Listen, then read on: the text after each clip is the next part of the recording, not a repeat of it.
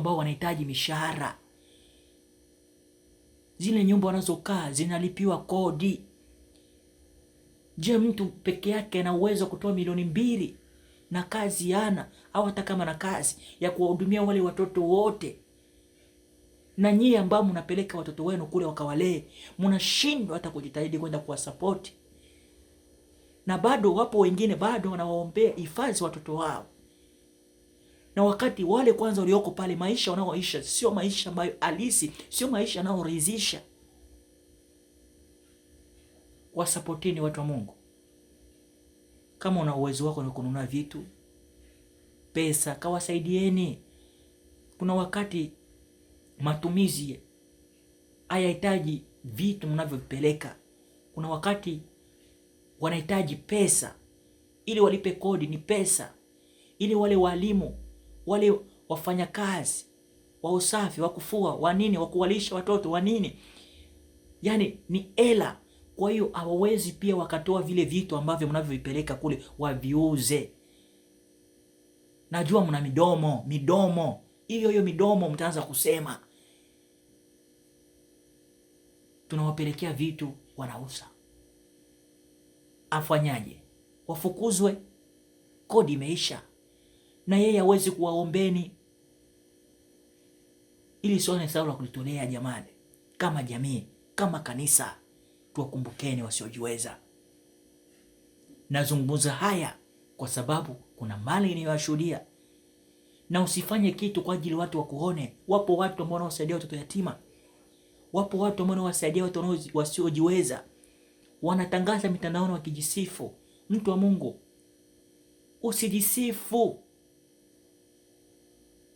Hata wewe ukipitia hali hiyo, jua watu watakusaidia.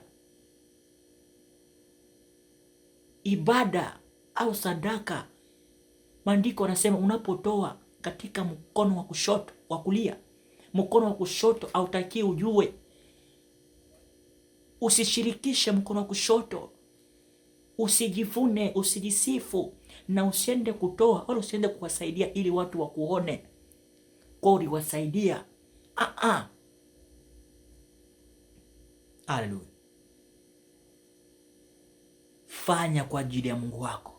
Fanya kwa ajili ya Baba wa mbinguni aliyoko sirini, na yeye atakutendea mambo makubwa yaliyomo sirini katika maisha yako. Bwana wabariki sana. Bwana wabariki sana. Naombeeni kwa uwezo wa Mungu. Nataka niombe. Bwana Mungu mtakatifu wa mbingu na dunia, nakushukuru kupigia asante kwa kuwa wewe ni mwingi wa rehema, nguvu na upendo wako Jehova ni wa ajabu. Nakushukuru Kristo kwa neno hili, kwa kuwa tumesikia, kwa sisi ambao hatujawahi sikia, kufahamu, kuelewa na kuona. Asante Kristo pia kwa sisi ambao tumewahi sikia lakini tulikuwa tunapuuzia jambo hili. Asante kwa kutukumbusha. Kumbe Bwana, na kuomba na kusihi nguvu na uwezo wa jina lako, Roho Mtakatifu wako Bwana, kwa yule yoyote atakayesikia somo hili Baba, ukapata kumguza kwenye nafasi yake, kwenye nasemu yake. Bwana Roho Mtakatifu ukaoperate, ikiwa neno lako linatuhakikishia na kutukumbusha kwamba hii ndio ibada ambayo unaipenda Bwana, ndio dini yenye maana Kristo unaipenda Jehova. Kumbe Bwana, ukawezeshe watu wako, kwa wale waliochonacho Jehova Jireh, hata wale ambao hawana, ukafungulie malango ya kupata na kuwa nacho, wakapate kuwasapoti watu hawa, wakapate kuwasapoti watoto wako, wakapate kuwakumbuka na kuwafariji, wakapate kuwashika mkono, Mungu wa neema, kwa sababu najua watakapofanya hivyo hawafanyi kwa ajili yao, bali wanafanya kwa ajili yako, kwa ajili ya ukuu na udhihirisho wa jina lako upate kudhihirika na kutukuzwa kupitia wao. Mungu wa neema, asante Kristo, kawafungule mioyo, mimine mioyo ya upendo, mioyo faraja, amani, furaha. Mungu wa neema kwa watu hao, wakapate kuwakumbuka, wakapate kuwasaidia kwa upendo wako Kristo. Haleluya, amen. Mtu wa Mungu, Bwana kubariki sana. Fanya hivyo katika ulicho nacho. Naamini Mungu alichokupa hicho alikusudia, alijua ipo siku utamsaidia mtu mwingine.